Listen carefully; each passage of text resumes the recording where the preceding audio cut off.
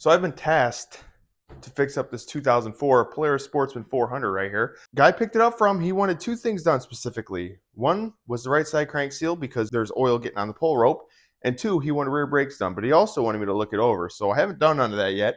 I wanted to bring you guys along with me. We've got a beautiful fall rainy day out today. So what better way to spend that than looking at this Polaris in the garage? So let me grab you, I'll show you around the machine, and then we'll get deep into it.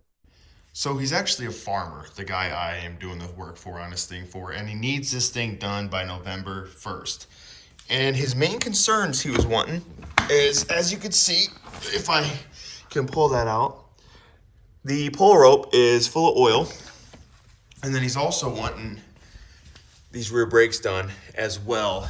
But you can see it's been neglected. You can see that seat covers no dime. Battery, we've got no charge in it. It's been sitting for a while. He said it doesn't run, so we got to look at that as well. It's nice Polaris Warren winch on there. Front end, I just kind of got a quick glimpse of this thing. Just scanned it over when I was there, and I told him I'd look it over. So we're going to go ahead and dive into this thing. So I like to check the very basics first. So we're going to go ahead and pop off this seat, and we're going to get a look at that.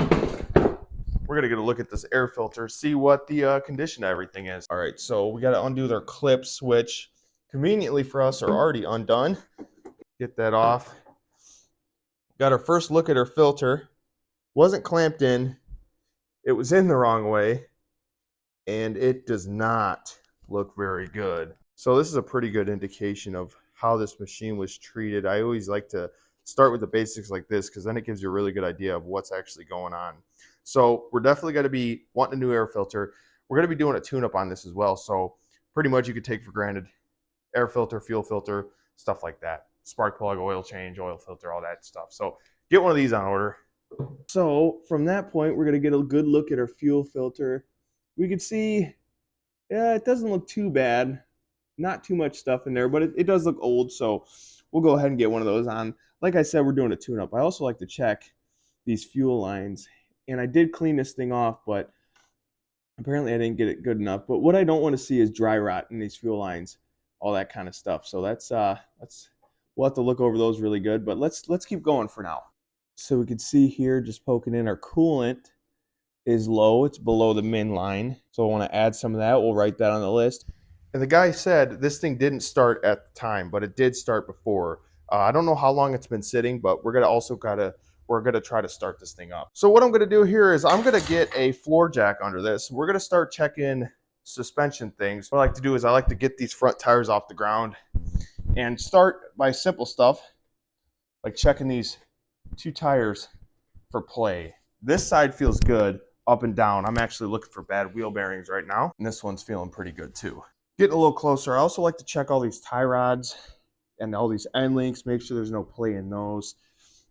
Right now is a good time as well to check out your shock, make sure you're not leaking oil, which we aren't, but we're leaking a little bit, but nothing to be concerned of. So the shocks are checking out good, at least on this side, and the tie rod ends are checking out good. There's also one other thing we want to check on that, and that is the CV boots. We'll also want to check these seals around the diff, make sure those aren't leaking, but let's go ahead and get a good look at these CV boots real quick. Okay, so what I want to do here is I want to roll the CV boot around, make sure there's no tears. As you guys can see, this one's ripped up real good. And that makes me wonder about the other side is the same thing. So we're going to want to have two new CV boots installed here. We're going to have to write that down, jot it down on our list. If those aren't sealing, all this dirt and grime can get in those, and it'll add some big issues. One other thing we want to check is our A-arm bushings. Make sure these are good, which they are. There's no play in there. Let's go ahead and jump to the rear. So I'm going to start with this side. Want to check out the CV boot really good. Both sides now, because these have two CV boots, one on each side now. One going in the rear differential and one going into the actual wheel bearing here. And this one on this side is all ripped up. This inner one actually looks good, but generally these come in a kit. So we're just probably going to have to buy the kit. We're going to be checking now these A-arms, these bushings in here. They tend to get some play in it. So let's go ahead and check that. Oh, yeah. Okay, so getting a good look at these A-arms, you could see just how much play we have in there. You could see the actual A-arm moving. The bolts here, A-arm bushing here, you could see all that play. And that looks like the top and bottom A-arms. So we're going to have to go ahead, put those down, add them to our list. And now we're just checking that outer one now, which isn't too bad. Let's go ahead and check the other side. Jump to the other side. Let's see.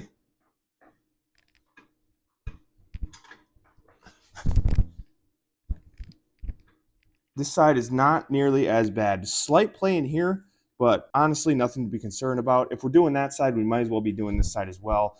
We also want to check the CV boots on this side. So outer CV boot on this side's good, as well as our inner. So this side's really not that bad comparative to that side. We are going to go ahead and do these bushings on this side as well, but the CV boots are good. Those are quite expensive, so I'm trying to save this guy some money. That side we're going to tackle. We can't tackle it today, but we'll get the parts in and get that going. All right, so I got that rear all checked up, shocks, bushings, everything. We're gonna get to the fun stuff. We're gonna go ahead and try to see if this thing will start and run for us. So one thing we do know already without even looking at it is the battery in this thing is shot. So we're working on taking this out right now. Go ahead and get this battery out and we'll throw one in I've got lying around. These are never easy to get out, I'll tell you what. And I don't think the battery I have is gonna work. I think it's gonna be too shallow. I know what you're thinking. Do I recommend using the method I'm about to do? No. But what I do recommend is doing what you got to do to get a battery out sometimes. See, it's easy, just like that, you know? Golly. So the battery I got isn't exactly quite right, but it is not the one going in this machine for good. I'm just trying to get a battery in just so I could see, you know, if it's charging and all that. And I just put this battery in the wrong way. Of course. You know, it really makes it difficult when you're supposed to have a top post battery, you have a side post battery, and you got to kind of work with what you got at the moment. I'll be getting the right battery for it. Don't you worry. All right, I just struggled with that. Let's go ahead and see what happens. Okay, so we're gonna go ahead and fire this thing up. Now, we got our new battery in. Let's see what our tach's doing. That's showing good. I got the choke out right now.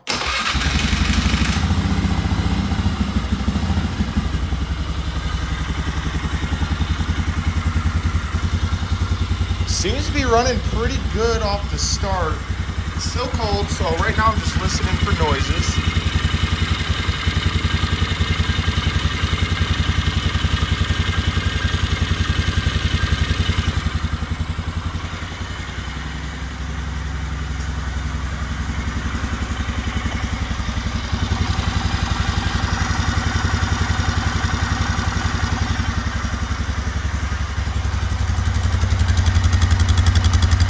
Not seeing excessive smoke out of the exhaust.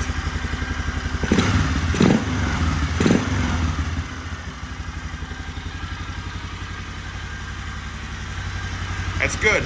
So the guy thought it didn't run, but just needed a battery. With these Polarises, if the battery is bad, the quad won't run right. So with the old battery, they were probably pull starting it and it wasn't running right, but with the new battery in it, it's running just fine.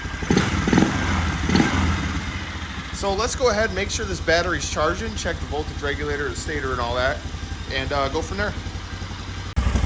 So I grabbed my voltmeter here, and what I want to do now is just make sure that this battery is charging. It should be about 13.4 volts, right around there.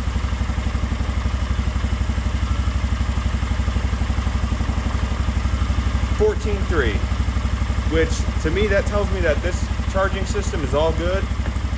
That's a good sign. Now I don't want to run this too long with that oil leak, but I do just want to run it long enough so I can hear the engine. It looks like we don't have headlights. It looks like maybe the bulbs are blown, but we do have our main high beam. Let's check if we got tail light. Yep, we got tail light. Seems to be running pretty good.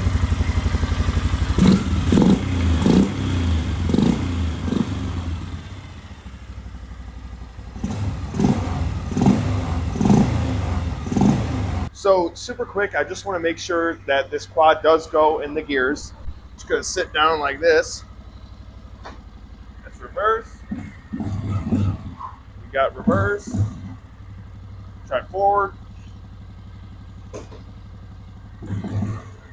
Got forward. That's high gear. This is low gear. Okay, got that. Don't know if our four-wheel drive is gonna work. So, I just ran this thing. It ran pretty good, but there was an issue with it in higher RPMs. It was kind of bogging out, and I'm like looking around, and well, you know, the best way I could do this is just show you guys. So here, let me grab you. So like I said, it was kind of bogging out. So, you know, I looked at this air filter. I'm like, huh, that's pretty bad. So I tried pulling it off, and I noticed there was something shoved in there.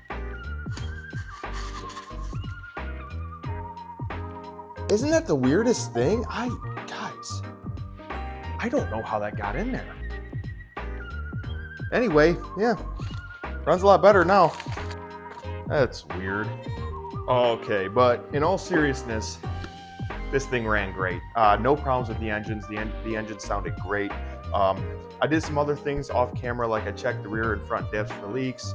I also checked the CVT belt. That was all good. Went through the brake fluid. That was okay. It's not great, but the guy, he's not looking for perfection, he said. He just wants it running and driving really good. So the brake fluid, it can wait. It's not that bad. Other than that, this is a pretty good machine. So let's go ahead. We're going to run inside of the office. I'll show you guys what it's like getting parts for everything. And then we'll give the customer a call, see what he wants to do with it, if he's okay with the parts bill. And then we will order up the parts. And then there'll probably be another episode following this one actually installing all these parts, because, you know, that would be more fun to see than me just looking at it. Yep, looks pretty good. Yep. Oh, that's bad. So yeah, we're gonna go ahead. Get these parts up, see what it costs. Okay, so we're in the office now. Tiny little side note here from the video. If you guys are subscribers from way back, I'm talking 8-9 years ago, I stopped making videos about computers and all that stuff. But I just wanted to throw in there that yes, I am still very much into computers. This is my current one. I still build computers. I still game on computers. So yeah, I'm still into that stuff. So if you are watching from way back when, first off, I very much appreciate you. Second off, yeah, that's my current one. She's pretty nice. No more laptop, no more HP Pavilion G7. It's a lot better now, but hey, I just wanted to throw that in there. All right, so we got everything added up. We used Polaris OEM parts finder and everything, and we added up everything on the Polaris website, but it ended up being over $1,000, well over $1,000. So what I ended up doing is I went on Rocky Mountain, and I know the dreaded Amazon, and got that price way down. Some of those prices from Polaris were just absurd. So Rocky Mountain did most of the work there, and we got the bill ended up being just over $400 at the end. So we're gonna go ahead and give this guy a call, see what he wants to do, and then after that, let's see. All right, guys, good news. We called the customer, he's okay with it, so we're gonna go ahead and get these parts on order and get this thing rolling. So what we're gonna do is we're gonna wait for the parts to come in, and then in the next episode or the next video here, we're actually gonna be installing these parts. So if you guys stuck around to the end, I very much appreciate it, and I hope you enjoyed the video. Until next time, see ya.